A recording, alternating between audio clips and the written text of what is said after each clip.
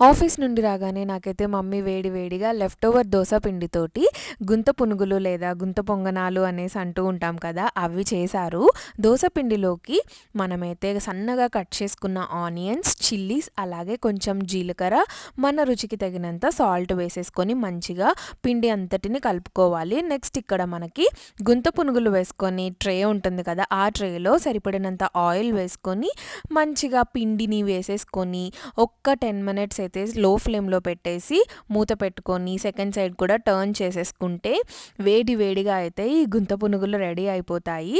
దీన్ని మనము రోటి చట్నీలోకైనా తినొచ్చు లేదా పల్లి చట్నీతో అయినా సర్వ్ చేసేసుకోవచ్చు. టేస్ట్ కూడా చాలా చాలా బాగున్నాయి. మీరు కూడా డెఫినెట్గా ఒకసారి ఇంట్లో ఎప్పుడైనా లెఫ్ట్ ఓవర్ దోస పిండి ఉంటే ఇలా ట్రై చేసేయండి.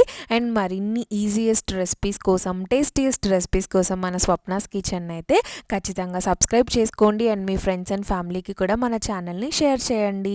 బాయ్.